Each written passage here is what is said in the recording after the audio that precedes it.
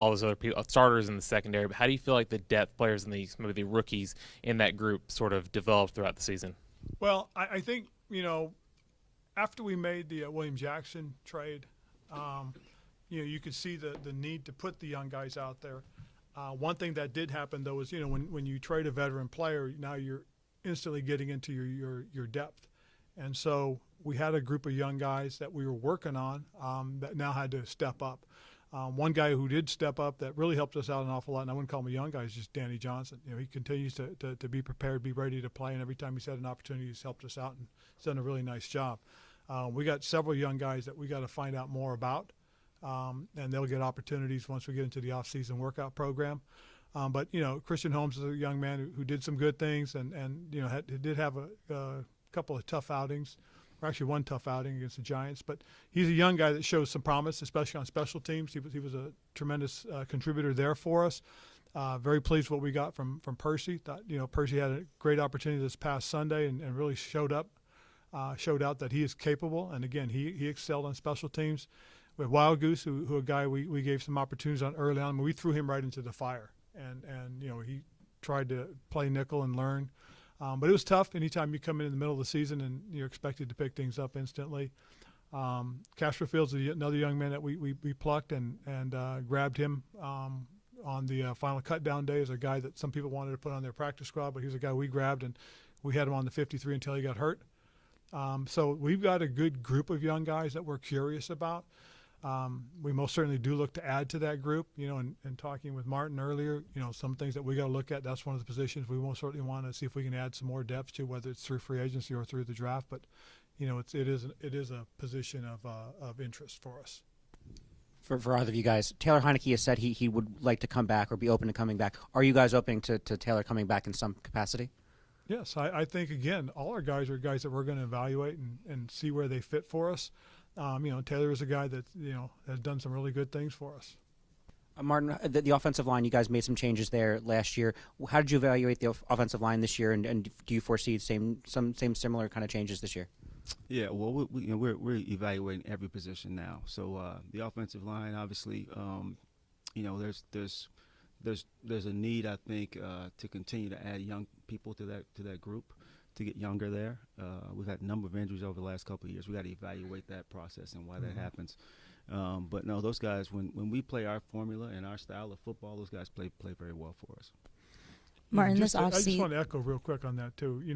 Unfortunately, the position that's really we've had a lot of injuries is center, and it's something we got to, like Martin said, we got to look at and figure out how we can solidify that group and hopefully not have to go through that again. Martin, with the way the defense has played this year, a lot of guys most likely going to come back next year. Do you see your guys as a franchise being able to get a young quarterback and then build the offense around that quarterback? Yeah, well, it kind of goes hand in hand. It's complementary football. Like I said, our formula of football is playing great defense, running the ball, having the quarterback utilize play action off our run scheme. That's what has worked for us. So we plan to build it that way. Our defense did well this year. Finished up, I think, third in yards, seventh in yards, third in scoring. But the defense played well down the stretch. Slow start, but played really well overall. We want to build on that. Keep adding quality players to our defense. Find the right quarterback to lead us and play our brand of football next year. And Ron, you've done a great job this season of shielding your players and making them focused on the task at hand every week. We're talking to them in the locker room after the game yesterday. They said that they really ride for you and that they really feel like you love them for real, and that's a direct quote. But for you as a coach, being such a player's coach, is that something that you foresaw, being a player yourself and then now seeing how you operate and run your team? Well, one of the sayings that I kind of hear too is, the players don't care until they know you care. And I just want to make sure they understand that. But, more importantly, the biggest thing is, just trying to make sure we can keep them focused in on the task at hand. I know there's been a lot of things that have swirled around us the last few years, but the one thing I really appreciate is the way that they've played for us when we've gotten on the field. I know 2 weeks ago we didn't play the way we wanted against Cleveland. And then coming into the last game, I know several people thought they would roll over and quit. And that's not who they are. Those young men came out and they played to their abilities. And it's funny because I know a lot of people said to me, well, that's who they can be. No, that's not who they can be. That's who they are. That's who they are. I mean, they have a chance to be a really good football team, and they play that way. That's who they really are. And that's what I've tried to instill in them is that, have the confidence to be who you are. And that was exciting. And it was really cool to talk with. I talked to everybody but two guys that had some things they had to take care of, and I will talk with them eventually.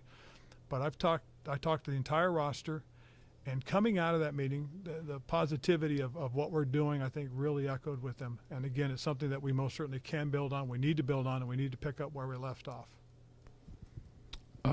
For both of you, you have said consistently you want to be a run-first team. Is that because of the personnel you have at quarterback, or is that a philosophical belief because most of the league seems to go the opposite way? I think it's a philosophical belief. I mean, for me it is. I've been involved with that. I think a big part of it is that, you've got to be able to help your defense as well. If you look at a lot of the teams that do end up at the end where they are, most of them rush for over 1,000 yards as an offense, well over 1,000, I should say. And I think they control the tempo of the game. And I think that's what we need to do to win football games. We need to control that tempo of the game. I do believe in a two-back system. I've had success with that, and I believe we had some pretty good success with it. Unfortunately, both those young men for us ended up on injured reserve. But, B-Rob wasn't injured. B-Rob just didn't finish the last game. But, they're a talented group of guys, and we've got to be able to use them. We've got some talented positions, and we've got to be able to get the ball in those guys' hands. I think we're all products of our experience in this league, and in my experience here, the most success that I had was playing here. And we were a run-first football team, and we were running back by committee football team, and so that's what I've had success with. When we had success in Detroit in 2014, we had a run-first orientation. I know coaches had a pretty good running back when you played too, in Chicago, so I think we're products of that and what we've experienced, and that's where I've had the most success. And I know that late in the year, that becomes really, really important. And when you can't run the football late in the year, it makes it very, very difficult to advance, make the playoffs, or have success in the playoffs. So that's why I think it's really important. And the physicality of the game, I think, is what can make a good team better, or an average team good. When you can out-hit somebody, it gives you a chance to win every game. Also, as part of your self-evaluation, the last 2 years, you've gotten off to slow starts. How do you self-evaluate OTAs, training camp, preseason, or what do you think you might look at in that regard? I think one of the things that we have to take a look at is the injuries coming out of camp. We had a lot of soft tissue injuries this year, and it's really the first time. So far, the one major correlation that we found, it was one of the warmest summers we've ever had. And so we probably have to take a look at how we practice when the temperature goes up. That's probably one of the things. One of the other things that we're most certainly going to look at is working with another team. I go back to some of the experiences I had in my previous stint. We had a couple of we actually did it 3 times, and 2 of those 3 times we came out and we had really good years. So it's something we're going to take a look at also in this offseason. Ron, can you understand? You won 7 games your first year. You won 7 games your second year. 8 games the third year. Mm-hmm. Can you understand that fans could have a hard time seeing how is that a big step forward? How did you make a step forward when the win total is essentially the same? I would like to say the play of our players. We had some extraordinary circumstances and situations my first year. My second year, obviously, that was probably the most disappointing. But this year, you look at some of the things that we did, and you like to say, they showed that they can come out and fight and play hard. You know what I'm saying? I mean, it's not easy. It's not simple. Coming back from where we were, enduring the things that we've endured, you'd like to believe that people understand that. Somebody getting shot and not playing for 4 games, and he was a big part, and we tried to show that in the preseason. You think, okay, maybe. And that's all part of it. But again, I really do think that you look at some of the things that we've done, you look at the youth on this football team, how these young guys have played, you look at the number of young guys we've put on the football field that played for us, that played meaningful minutes in big games and won. You like to think that that shows that they are growing, that they're developing, they understand what it takes now. So I'd like to think that that shows something. It's not always on what's on the won-loss record that indicates whether you've grown a little bit or not. It's been my experience that winning certain types of games are important, and I think we did some of those things. You know, we've done it a couple of times where we beat the most, you know, the last undefeated team in games that we weren't picked to even come close. We've handled those types of moments, so I think there's been some growth. I'm not saying we're there, but I'd like to think that we have a chance to get there. I thought last year we have a chance to take a step, and I do think we took a step. Am I disappointed we didn't get in the playoffs? Darn right I am. We had an opportunity to control our own destiny, and we didn't do the things that we needed to at the right time. You know, but there were some things that we can't control. So the best thing we can do is control what we can, and that's the growth and development of our players. And how did you think Scott Turner did as offensive coordinator this year? I think Scott did his job, did the things that he tried to do, and, you know, we're going to self-evaluate and go through that process. For both of you, back to Duron Payne, when you look back at the philosophy that you guys had at the beginning of the year or in the offseason to not extend him at that point, how do you look back at that decision now after considering the year that he's had and just everything else? So using hindsight. For philosophy, I'm curious, what was the philosophy at that point to not do it versus, you know, where you guys are at now? Well, I think, again, it's something you take a long look at. You look at players that are playing and what's going on and what's happening and how well they've done consistently and stuff, and you go through that entire process, and then you come up with your decision. Part of the logic to a degree is, one, teams don't typically pay 2 defensive tackles that kind of money, and then you have 4 defensive linemen drafted in the first round, and extending everybody would be a challenge. All those things still remain in play. So how do you kind of work through that, or do you dismiss that notion that you can't extend 4 of them or 2 defensive tackles? Well, I think you got to look at the impact he's going to have on your football team, whether he's here or he's not here, and then decide from that. So is the franchise tag something you guys would consider, or is that not something you would consider? Well, I'm not going to get into the negotiations part, but when it comes to negotiations, I'll let Martin answer that one. Yeah, we're working through that process now. Obviously, Duron is an important part of what we're doing. A great year this year, 11.5 sacks.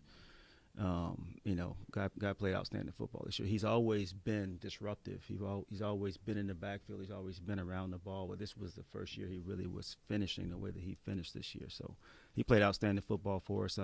It'd be difficult, you know, to move forward without him. Obviously, we have a plan, and we definitely want to get him back. Okay, that'll finish me off. That's perfect. Thanks. Rod, when you're big on talking to the players and team leaders and stuff, when you're doing your staff evaluations, how much do you take into account what sort of feedback you're getting from players? Well, I take into account everything that I get, not just from players, but from coaches themselves, from what I look at, what I observe on the field, on the tape. I mean, there's a lot for me to consider going forward.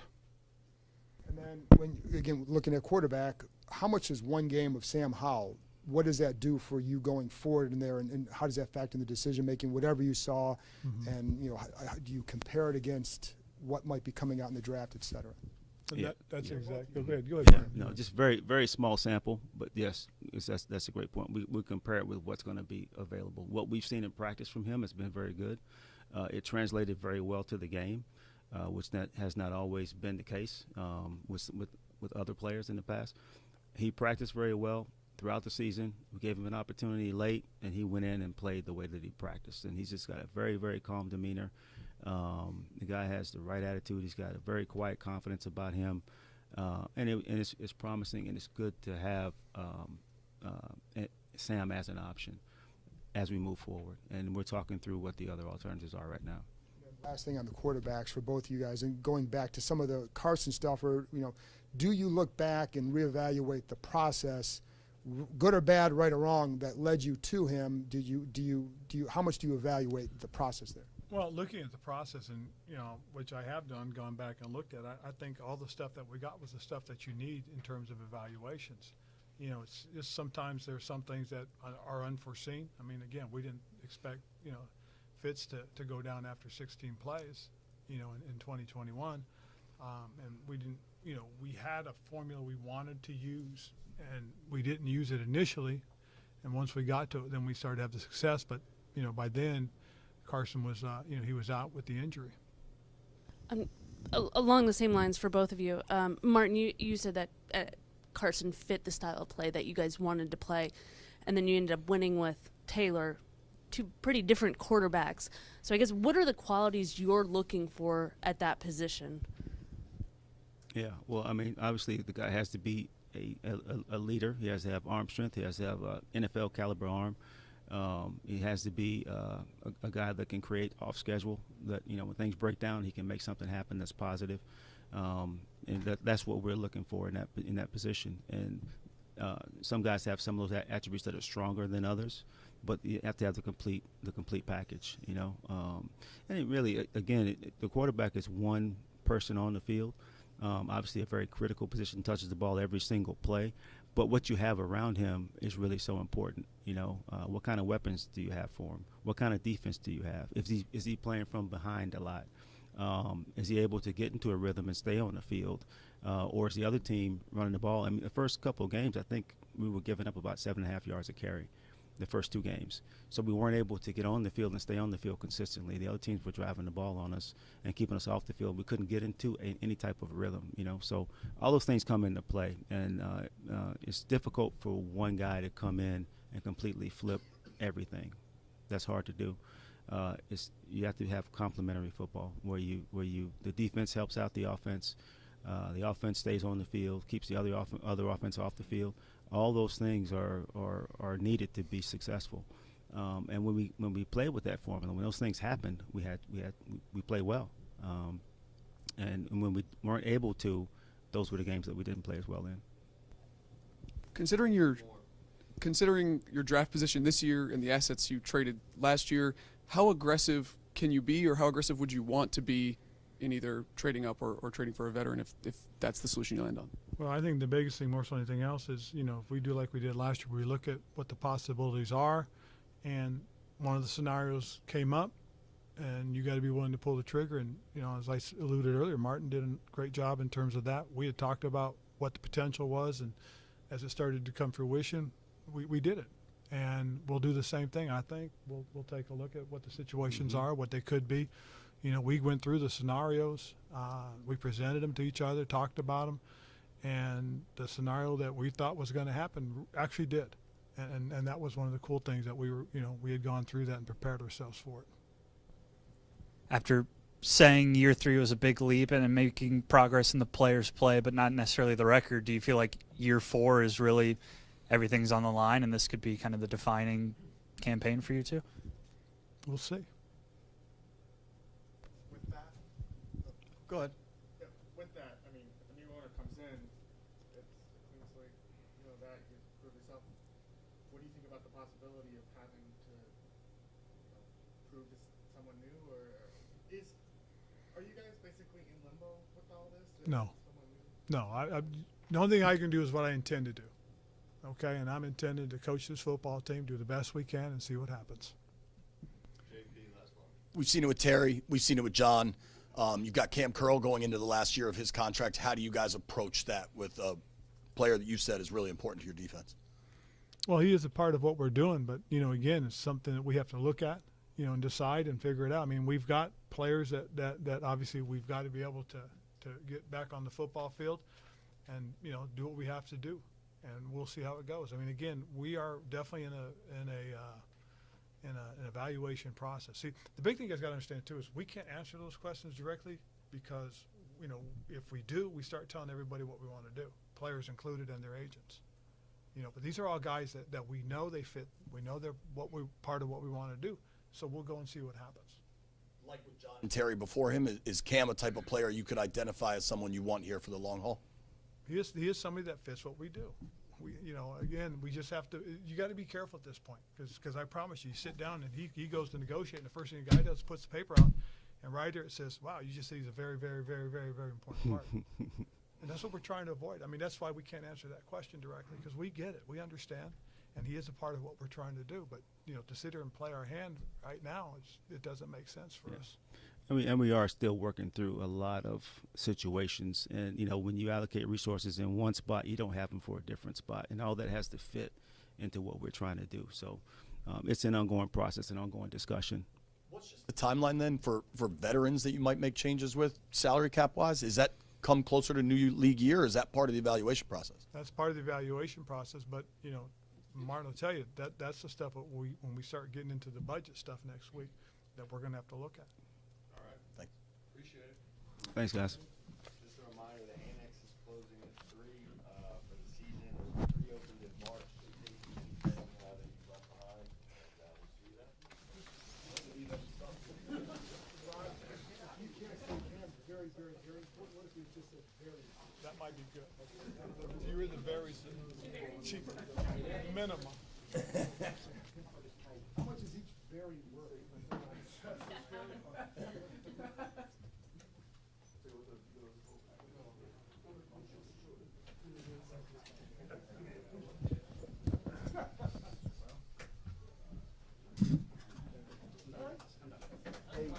Hey, John. How would you describe Nikki Job balling? Nikki did her job.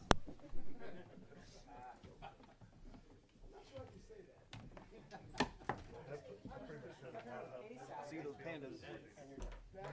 See those pandas. Tried to do the thing. That's kind of like